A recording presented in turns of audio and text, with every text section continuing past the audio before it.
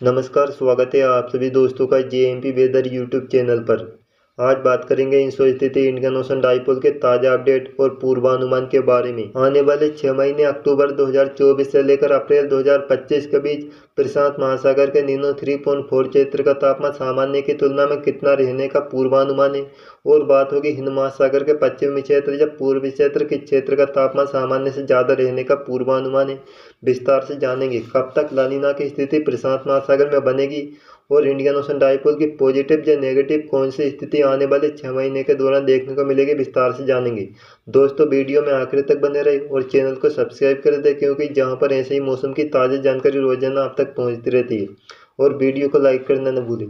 जैसा कि दोस्तों, इस साल दक्षिण पश्चिम मानसून सीजन 2024 में मजबूत लानिना बनने का पूर्वानुमान था, लेकिन अभी तक प्रशांत महासागर के निनो 3.4 क्षेत्र का तापमान तटस्थ यानी सामान्य स्थिति में दर्ज किया गया है। दक्षिण पश्चिम मानसून सीजन समाप्त होने वाला है। इसी प्रकार ज्यादातर मौसम पूर्वानुमान एजेंसी के अनुसार मानसून सीजन की शुरुआत में इंडियन ओशन डाइपोल के पॉजिटिव रहने का पूर्वानुमान था।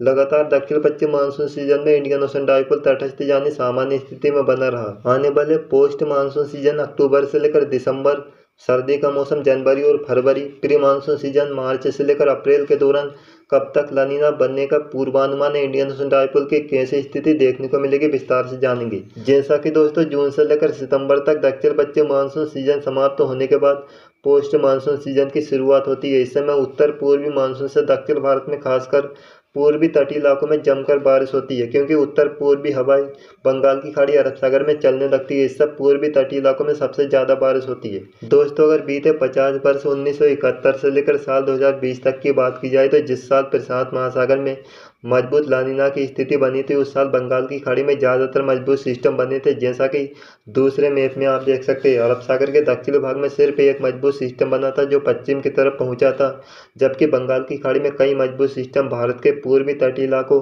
और ज़्यादातर मजबूत सिस्टम बांग्लादेश, म्यांमार की तरफ आगे बढ़े थे।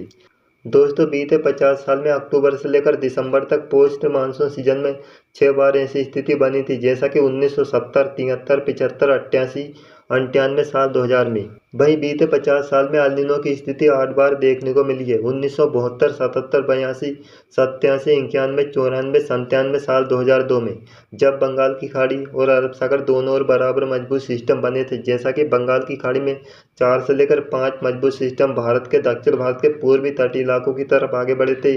2 से 3 सिस्टम म्यांमार, बांग्लादेश के तटीय इलाकों की तरफ आगे बढ़े थे।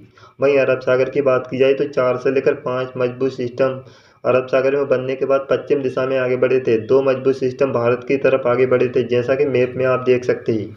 दोस्तों, इस मैप में आप देख सकते हैं एल नीनो की स्थिति में दक्षिण भारत में सामान्य से ज़्यादा बारिश होती है। जैसा कि अक्टूबर से लेकर दिसंबर तक पोस्ट मानसून सीजन में तमिलनाडु, आंध्र प्रदेश के तटीय इलाकों में बहुत भारी बारिश होती है।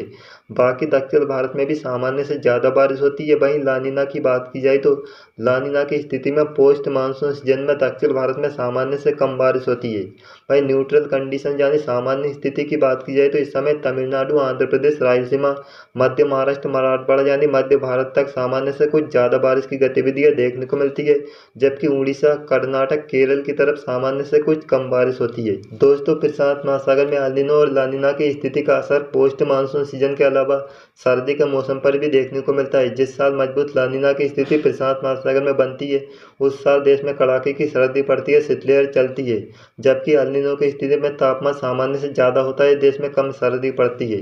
तो आइए दोस्तों, जानते हैं इंसो स्थिति इंडियन ओशन डाइपोल के ताज़ा अपडेट और पूर्वानुमान के बारे में। इंडियन ओशन डाइपोल की बात की जाए तो जैसा कि हिंद महासागर के भूमध्यरेखीय क्षेत्र के समुद्र सतह का तापमान पूर्वी क्षेत्र की तुलना में पश्चिमी क्षेत्र का लगभग 0.4 डिग्री सेल्सियस ज़्यादा होने पर इंडियन ओशन डाइपोल की पॉजिटिव स्थिति होती है, जबकि पश्चिमी क्षेत्र की तुलना में पूर्वी क्षेत्र के समुद्र सतह का तापमान लगभग 0.4 डिग्री सेल्सियस ज़्यादा होने पर नेगेटिव स्थिति होती है, जबकि दोनों के बीच का अंतर तटस्थ यानी सामान्य स्थिति माना जाता है। जैसा कि इस साल दक्षिण पश्चिम मानसून सीजन में देखने को मिला है, पूरे मानसून सीजन में 0.4 डिग्री सेल्सियस से कम अंतर देखने को मिला है।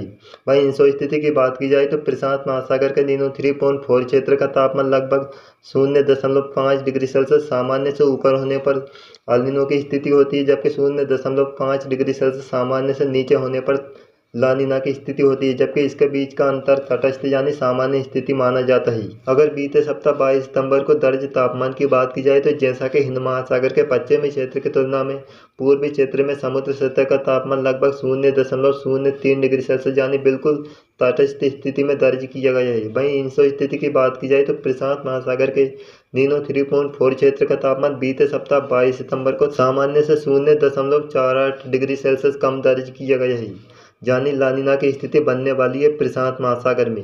अब जानते हैं पूर्वानुमान के बारे में, कब तक लानिना की स्थिति प्रशांत महासागर में बनेगी आने वाले 6 महीने के दौरान और इंडियन ओशन डाइपोल की कैसी स्थिति देखने को मिलेगी। सबसे पहले इंडियन ओशन डाइपोल के पूर्वानुमान की बात करते हैं। जैसा कि सितंबर, अक्टूबर, नवंबर महीने की बात की जाए तो 10% संभावना इंडियन ओशन डाइपोल के नेगेटिव रहने की है।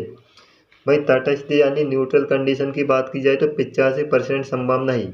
जिसके बाद अक्टूबर, नवंबर, दिसंबर महीने की बात की जाए तो 100% संभावना न्यूट्रल कंडीशन की है। इसी प्रकार नवंबर, दिसंबर, जनवरी महीने में भी न्यूट्रल कंडीशन की संभावना 100%। जिसके बाद साल 2025 की शुरुआत यानी दिसंबर, जनवरी, फरवरी महीने की बात की जाए तो 75% संभावना न्यूट्रल कंडीशन की है, जबकि 25% संभावना नेगेटिव होने की है इंडियन ओशन डाइपोल की। वहीं जनवरी, फरवरी, मार्च महीने की बात की जाए तो न्यूट्रल कंडीशन की संभावना 80% है, जबकि 15% संभावना नेगेटिव होने की है। जिसके बाद फरवरी, मार्च, अप्रैल यानी प्री मानसून सीजन की शुरुआत की बात की जाए तो न्यूट्रल कंडीशन की संभावना लगभग 85% है, 15% की संभावना इंडियन ओशन डाइपोल के पॉजिटिव होने की है। अगर मार्च, अप्रैल, मई महीने की बात की जाए तो 60% संभावना इंडियन ओशन डाइपोल के पॉजिटिव होने की है, जबकि न्यूट्रल कंडीशन की बात की जाए तो 40% संभावना है। अब जानते हैं अक्टूबर 2024 से लेकर अप्रैल 2025 तक इंसो स्थिति के पूर्वानुमान के बारे में। जैसा कि सितंबर, अक्टूबर, नवंबर महीने की बात की जाए तो 35% संभावना न्यूट्रल कंडीशन की है, जबकि लानिना बनने की संभावना 60% से ज़्यादा है।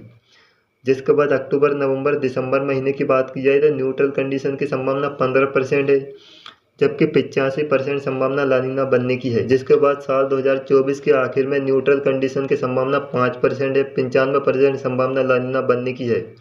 वहीं साल 2025 की शुरुआत में जैसा कि दिसंबर, जनवरी, फरवरी महीने की बात की जाए तो 5% संभावना न्यूट्रल कंडीशन की है, 95% संभावना मजबूत लानिना बनने की है। जिसके बाद जनवरी, फरवरी, मार्च महीने की बात की जाए तो न्यूट्रल कंडीशन की संभावना 25% है, 75% संभावना लानिना बनने की है। जिसके बाद प्री मानसून सीजन की शुरुआत में जैसा कि फरवरी, मार्च, अप्रैल महीने की बात की जाए तो 10% संभावना लानिना बनने की है, न्यूट्रल कंडीशन की संभावना 85% है। जिसके बाद प्रशांत महासागर में तेजी से तापमान बढ़ने की संभावना है। जैसा कि मार्च, अप्रैल, मई महीने में एल नीनो बनने की संभावना 35% है, न्यूट्रल कंडीशन की संभावना 60% के लगभग है। दोस्तों, ये वीडियो आपको कैसा लगा हमें कमेंट में ज़रूर बताएं। आप सभी का बहुत बहुत धन्यवाद।